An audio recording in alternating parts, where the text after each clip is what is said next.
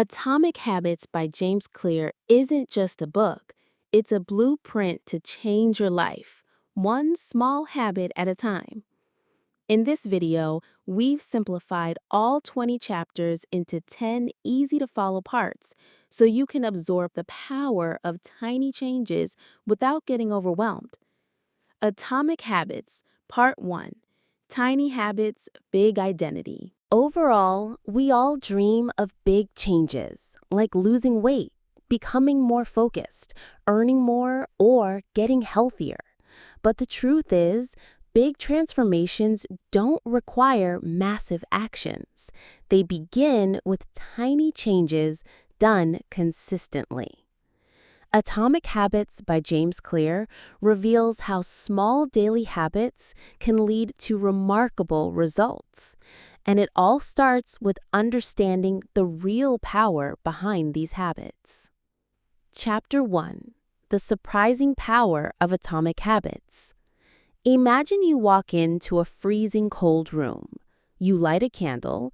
The temperature starts to rise slowly. 1 degree, 2 degrees, 10 degrees, 20 degrees, but nothing seems to change.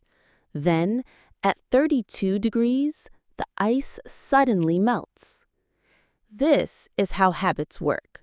For a long time, nothing seems to happen.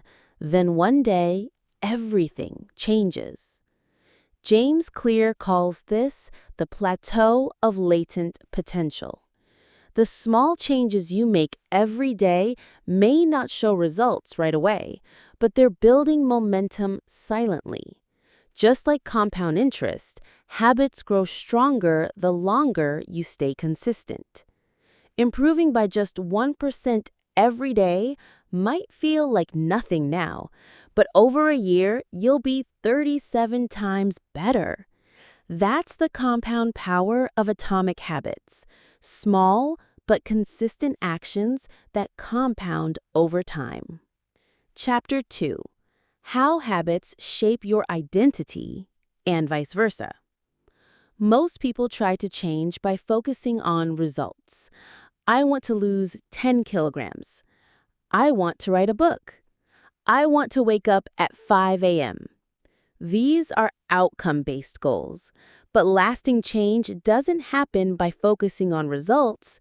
It happens by changing your identity.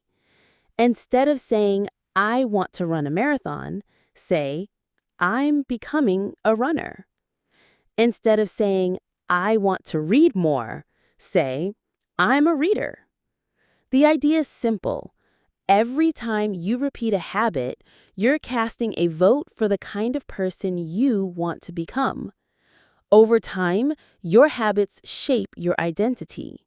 And once something becomes part of your identity, it's effortless to maintain. True behavior change is identity change. You don't need to be perfect. You just need to show up and cast one small vote every day toward your desired identity. So, what's the takeaway from these first 2 chapters? Start small and stay consistent. Don't chase goals. Build habits that match the kind of person you want to be. Because tiny changes repeated daily will one day reshape not just your routine, but your entire life. Atomic Habits, Part 2. How Habits Work and the Power of Awareness. Chapter 3. How to Build Better Habits in 4 Simple Steps. Before we can change our habits, we need to understand how they actually work. James Clear breaks every habit into a simple 4-step loop. 1. Cue, the trigger that starts the habit. 2. Craving, the desire or motivation behind it. 3. Response, the action you take. 4. Reward, the benefit you get from it. This loop runs automatically in our brain every time we do something, whether it's brushing our teeth, checking our phone, or going for a walk. Let's take an example. You see your phone light up, cue. You feel the urge to check the notification, craving. You pick up the phone and open the message, response. You feel satisfied because you saw something interesting, reward. This loop repeats over and over, and that's how habits are formed. Understanding this process is powerful because once we know how habits are built, we can start designing better ones and breaking the bad ones. Every habit you have, good or bad, follows this same structure. To change it, you just need to work with the loop, not against it. Chapter 4. The Man Who Didn't Look Right. Power of Awareness. In this chapter, James Clear shares a powerful story of a police officer who sensed something was wrong with the man in the crowd, even though the man hadn't done anything yet. That officer's brain had trained itself over years to recognize subtle cues.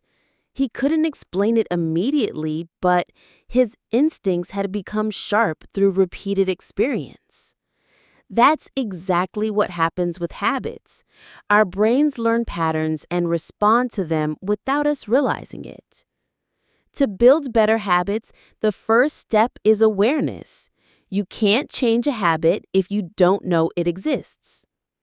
James introduces a tool called the Habit Scorecard. It's simple. Write down your daily habits one by one and label them as positive, negative, neutral.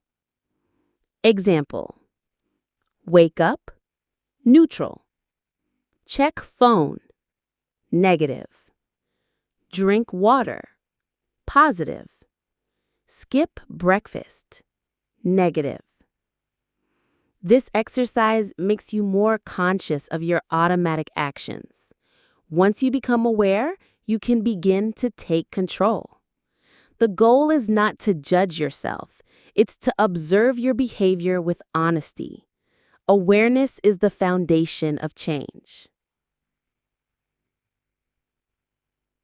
So, what do these two chapters teach us?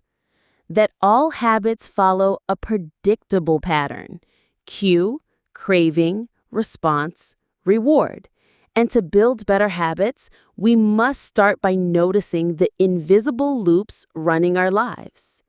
By becoming aware of our daily behaviors, we give ourselves the power to design a better version of our day and ourselves. Atomic Habits Part 3. Habit Triggers and Environment Design. Chapter 5. The best way to start a new habit. Most people struggle with building new habits because they wait for the right time or rely on motivation. But James Clear explains that the most reliable way to build a habit is by using a method called implementation intention.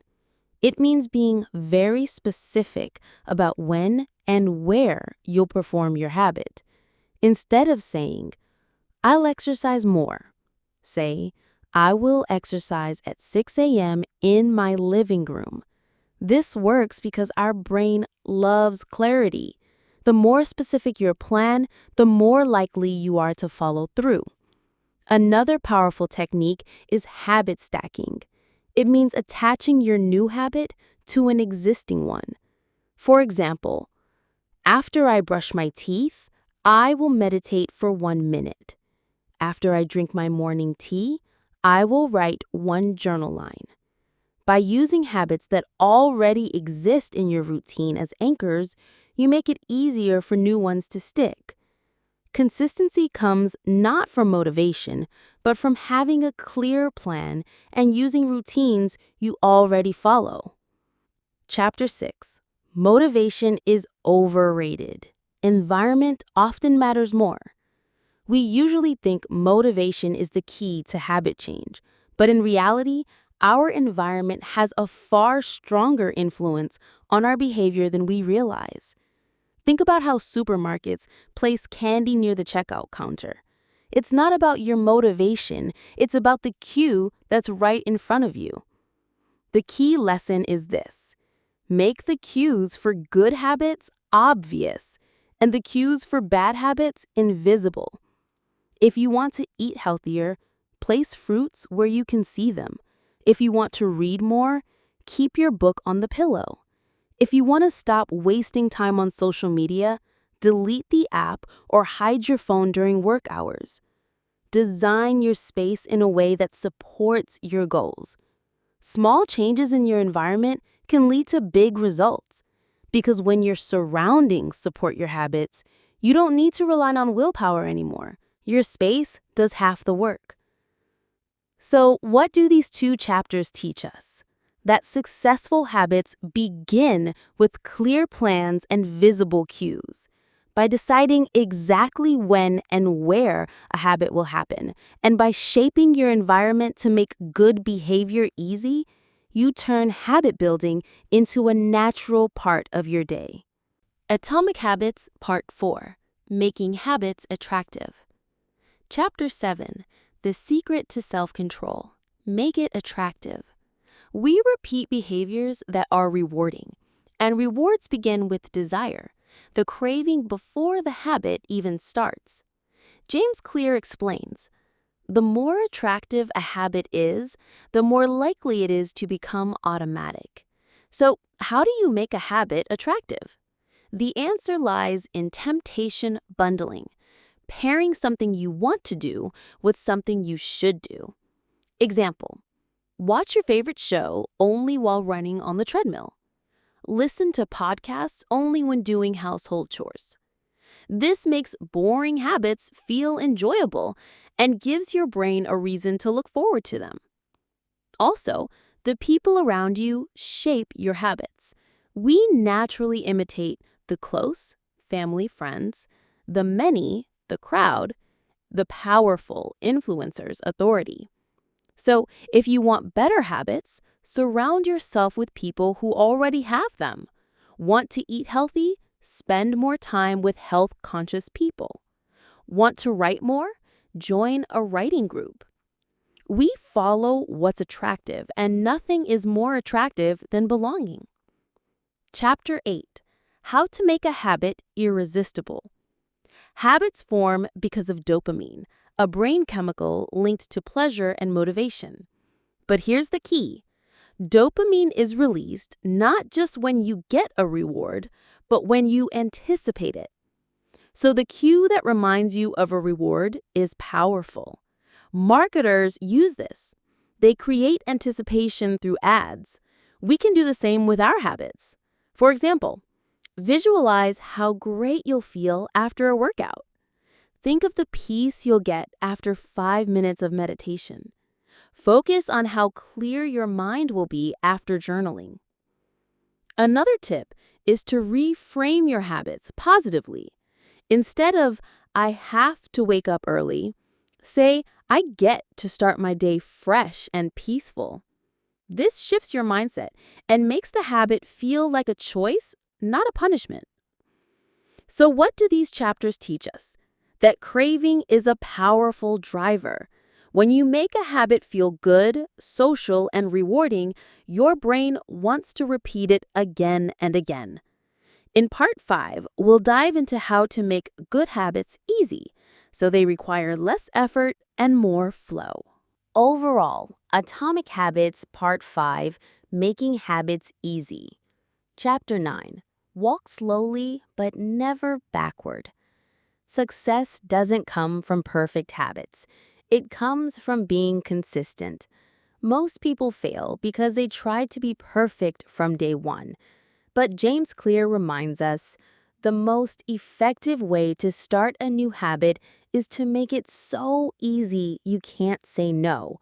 This is called the 2-minute rule. Every new habit should take less than 2 minutes to do. Example: want to read more? Start by reading 1 page. Want to work out? Just put on your workout shoes. Want to write a journal? Start with 1 sentence. The idea is to make it easy to start because starting creates momentum. Once you begin, it's much easier to continue. The focus should not be on doing more, but on showing up every day. Because habits are not about intensity, they're about identity. I'm the kind of person who doesn't skip workouts. I'm someone who always opens a book daily. Small steps build the system. Consistency builds the identity. Chapter 10. The Law of Least Effort. We're wired to choose the easiest option available. This is why we binge watch instead of working out. We scroll social media instead of writing that blog post. James Clear explains, we will naturally gravitate toward the option that requires the least amount of work. So, how do we make good habits easier? 1. Reduce friction. Make the habit smoother to start. Keep your book on your pillow. Put your gym clothes next to your bed. Use shortcuts, reminders, automation. 2. Prime your environment. Design your surroundings to support your habit. Want to eat healthy? Keep fruits in front, junk food out of sight. Want to practice guitar? Keep it out of its case. Your environment should make the right choice the easy choice. Clear says, environment is the invisible hand that shapes human behavior. So the takeaway from these chapters are, don't chase motivation. Instead, make the habit so easy, so obvious, and so frictionless that doing it feels like the natural next step. Atomic Habits Part 6. Staying on Track. Chapter 11. Walk Before You Run. James Clear talks about the importance of habit tracking. It's a simple way to make your habits visible and your progress real. What gets measured gets managed. Why tracking helps? It's a visual proof of consistency. It creates a small reward in the brain every time you check off a task. It keeps motivation alive because you don't want to break the chain. This is known as the don't break the chain method. For example, you do a 10-minute workout, put a check on the calendar. Do it again tomorrow, another check. Soon you have a chain of check marks, and your goal becomes, don't break the chain. But life isn't perfect. What if you miss a day? James says, never miss twice. 1 miss is fine. 2 is the start of a new bad habit. So remember, build the chain. Keep it visible. Missing once is okay. Missing twice is danger. Chapter 12. The Law of Accountability. Even when habits are easy, we sometimes lose focus. That's where accountability helps. Here's how you stay responsible. 1. Habit contracts. You write down your goal and promise someone else you'll stick to it. 2. Accountability partners. Someone checks on your progress. 3. Public commitment. You announce your goal, like on social media, to build pressure. Why does this work? Because we all care about our image. James says, the pain of disappointing someone else is greater than the effort of doing the habit. So if you find yourself slipping, don't rely only on self-discipline. Build external pressure. It often works better. Conclusion of Part 6. To stick with good habits. Track your progress daily. Never miss twice. And if needed, bring in accountability. Make someone else part of your system. These invisible tools keep the habit alive, even when motivation fades. Atomic Habits, Part 7. Breaking Bad Habits and the Influence of People. Chapter 13. How to Stop Bad Habits. In this chapter, James Clear explains that breaking bad habits is all about doing the opposite of what helps build good ones. To break a bad habit, you need to make it invisible, unattractive, difficult, and unsatisfying. For example, if you want to reduce screen time, remove your phone from your room or turn off unnecessary notifications. If you're trying to avoid junk food, don't keep chips or chocolates in the house. The harder it is to access the bad habit, the less likely you are to follow through with it. The first and most important step is awareness. Many bad habits happen unconsciously, so unless you recognize them clearly, you can't change them. Once you notice the habit, you can start creating friction, making it harder to repeat and attach consequences to make it less satisfying. Chapter 14. How environment and people shape habits. This chapter focuses on how much our habits are shaped by the people around us. James Clear highlights that we tend to copy three groups: the people closest to us, the larger group we belong to, and the people we admire. This means your social environment plays a huge role in the habits you form. If your friends regularly work out, read books, or eat healthy, you'll likely follow that behavior too.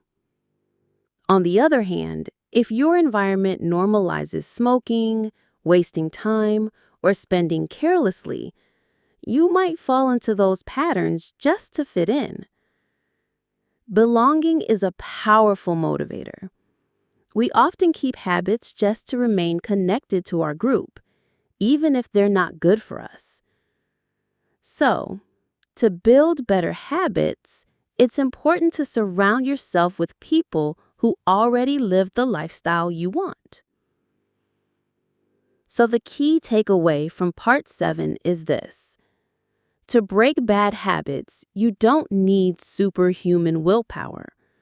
You need to make those habits hard, boring, and unattractive.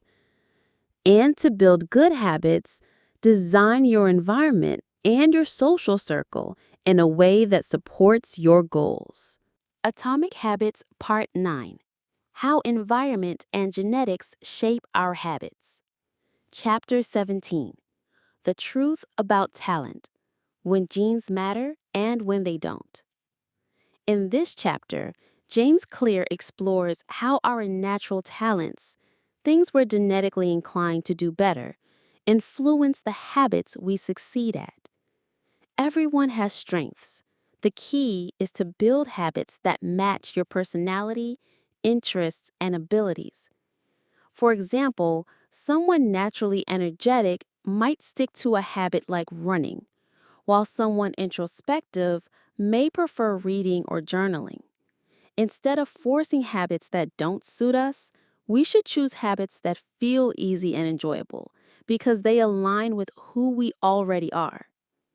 Claire explains that genes do not determine success, but they set the boundaries of what you can do well. The goal is to find the area where your natural ability meets your effort. That's your sweet spot. The chapter encourages you to experiment early, then narrow your focus. Find where you're both capable and passionate, and habits will feel less like a chore and more like a flow. Atomic Habits, Part 10. The Downside of Good Habits and the Power of Identity. Chapter 19. The Downside of Creating Good Habits. In this chapter, James Clear explains that while habits are powerful, they come with a risk. They can make you mindless. Once something becomes routine, we stop thinking deeply about it. That's great for consistency, but bad if we never improve. For example, someone who goes to the gym daily might stop pushing themselves. A writer may write regularly, but not grow. The danger is falling into a loop of repetition without reflection. Clear suggests that to avoid stagnation, we should add deliberate practice, small efforts to improve within the habit. This means focusing on feedback, measuring progress, and staying slightly uncomfortable so that growth continues. He also warns that habits can create blind spots. If you define yourself too much by one habit, like being a runner or a clean eater, it can become your identity, and you may resist change or ignore flaws. Chapter 20: The Secret to Results That Last. This final chapter ties the entire book together. Clear reminds us that the real goal is not to build better habits, but to become the kind of person who lives those habits. Instead of saying, "I want to run," shift your mindset to, "I am a runner." Instead of, "I want to write," say, "I am a writer."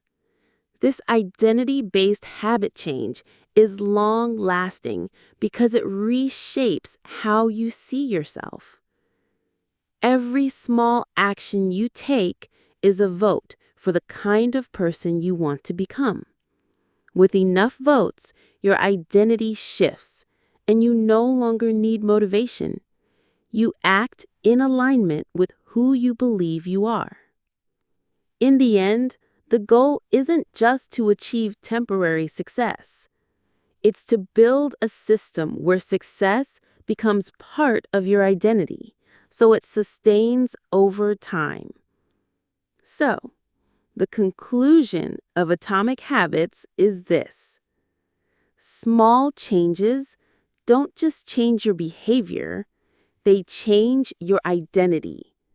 Focus on becoming, not achieving. Good habits are not the finish line. They are the path to becoming the best version of yourself. And that's the journey of Atomic Habits, from small actions to powerful identity shifts. Remember, real change is not about goals, but about who you become. If you found this helpful, don't forget to like, share, and subscribe for more such summaries and insights.